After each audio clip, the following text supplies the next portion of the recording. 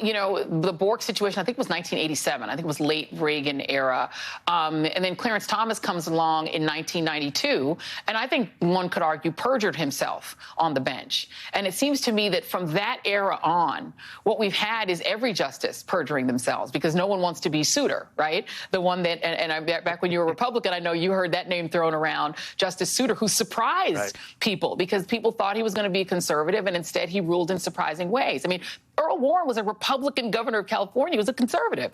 And yet, I think of the Loving case, an all-white, nine white guys, right? 9 white men, many of whom were conservatives, gave a 9-0 ruling in Loving. And so the justices used to surprise you. But it seems to me that after Souter, the right said, we're never going to be surprised again. If they have to perjure themselves, they're going to get on this court and get rid of Roe v. Wade, check. They're going to get rid of now LGBTQ rights, check. They're on the way to doing that. They're rolling back the Warren court and the 20th century.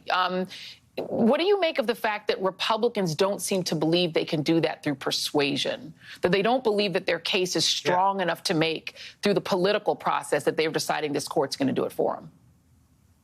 Yeah, this has been an ideological strategy decades in the making, as you've laid out. And I think the anxiety of many Americans is they feel now that the Supreme Court is outside of the reach of accountability, that the current justices, whether they duped the Senate or whether the Senate simply did not have strong enough oversight during the confirmation hearings, the American people say, wait a minute, the court is going in a direction that I'm not necessarily comfortable with.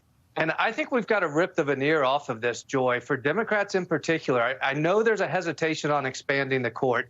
I am a recent convert to this. But if you believe that truly we're in a moment where democracy and our rights are falling, if you will, that we're a nation that suffered the injury of January 6th, that we have a presidential candidate who may win, who is promising retribution for the next 4 years, that we've seen a court roll back civil rights, voting rights, protections of equality, and certain fundamental rights we believe we had. If democracy is in that much peril, it is not a big case to make to expand the number of seats on the court. And there is historical precedence for it, right? We know that the Constitution doesn't say there has to be 9. The number of court justices has changed, I believe, 6 times. It's been 150 years since. There's currently 13 appellate circuits or appellate districts. You could align the justices with the number of appellate districts, as once was done in history. I think Democrats can make the case substantively on protection of rights, but also a clear analytical case